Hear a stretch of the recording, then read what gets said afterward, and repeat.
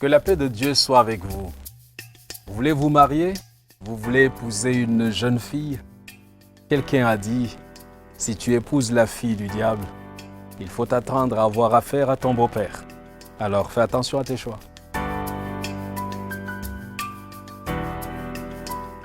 Le plus important dans la vie n'est pas de se marier, mais de rester marié. Jeune homme, à la croisée des chemins, il faut bien savoir avec qui tu vas fonder ce foyer. Je voudrais partager avec toi cet important conseil d'un père, contenu dans sa lettre adressée à son fils. Bonjour, mon cher fils. Je t'écris pour un sujet d'une autre importance. Prends ton temps, lis cette lettre jusqu'au bout. On ne fouille pas dans un grand trou sans trouver une grande chose, disent les anciens. Mon fils, tu es un homme aujourd'hui, un homme en âge de fonder une famille. Le plus difficile n'est pas tant de fonder une famille, mais avec quelle femme tu vas la fonder? Quelle femme choisir? C'est pas chose facile. Toutes les femmes peuvent faire des copines, mais toutes ne peuvent pas faire des épouses. Ne base pas le choix de ta femme sur des fantaisies.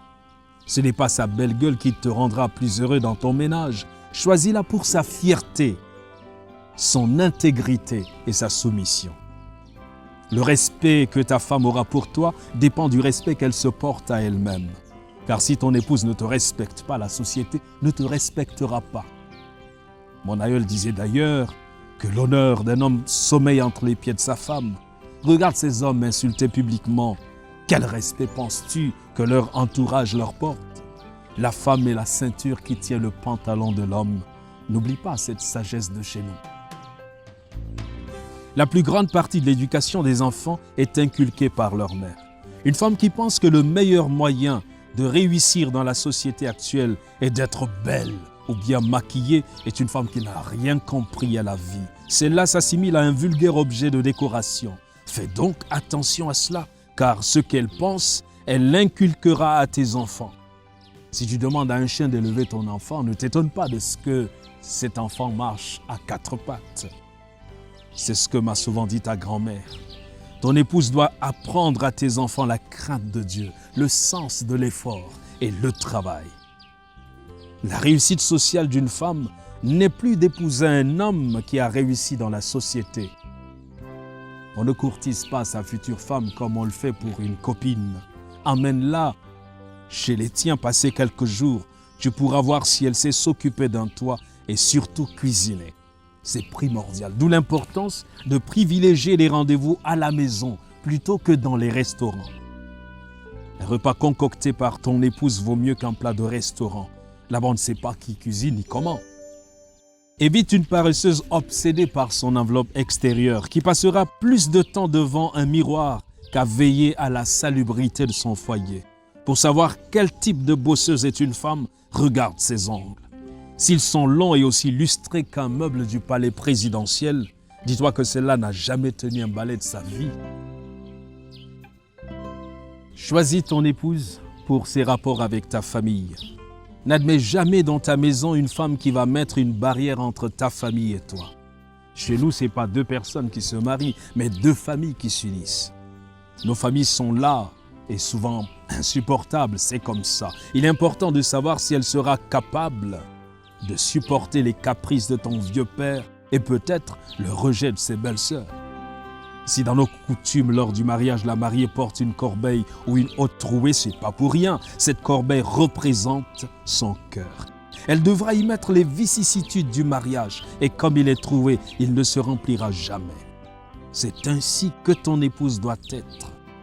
Si certains mariages durent, ce n'est pas parce qu'ils ne connaissent pas de difficultés, mais parce qu'on a bien choisi son conjoint, on le supporte mieux.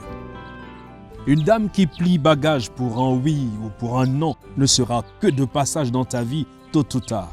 Une rivière qui déborde à chaque pluie fait fuir les campeurs, disait notre aïeul.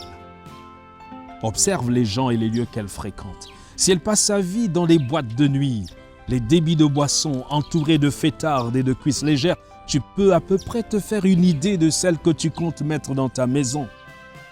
Un poisson qui provient d'une eau empoisonnée n'est pas bon à manger, m'a souvent dit mon grand-père. Elle devra faire de tes problèmes les siens et pas une qui prendra ses jambes à son cou dès que le navire prendra un peu d'eau. Le mariage a des hauts et des bas. Si elle n'est pas capable de traverser toutes les situations avec toi, c'est une opportuniste dont il faudra te débarrasser. À ce propos, ne dit-on pas chez nous que lorsque tu adoptes un chien, tu adoptes ses puces? Si elle ne voit que les bons côtés, fuis.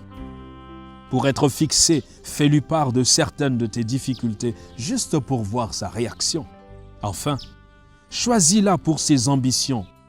Ton épouse doit être capable de te pousser vers le haut. Elle doit non seulement être une incubatrice d'idées, mais un soutien dans tes projets. Savoir te dire quand un projet est bon ou pas.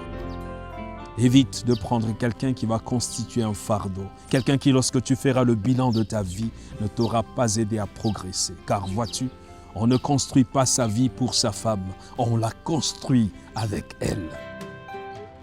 Bref, pour le reste, elle apprendra car le mariage c'est aussi une école. Ne t'attends donc pas forcément à trouver une femme qui réponde à tous ces critères, mais qui sera apte à s'améliorer. Tiens compte de mes recommandations, mon enfant. Elles ne te garantissent pas une femme parfaite, mais une que tu pourras facilement supporter. Ton père. Ces conseils d'un père sont importants après avoir pris en compte le critère de maturité spirituelle et de crainte de Dieu.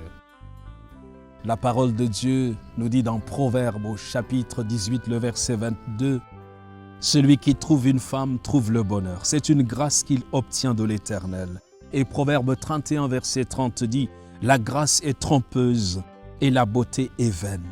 La femme qui craint l'Éternel est celle qui sera louée. » Que Dieu te bénisse.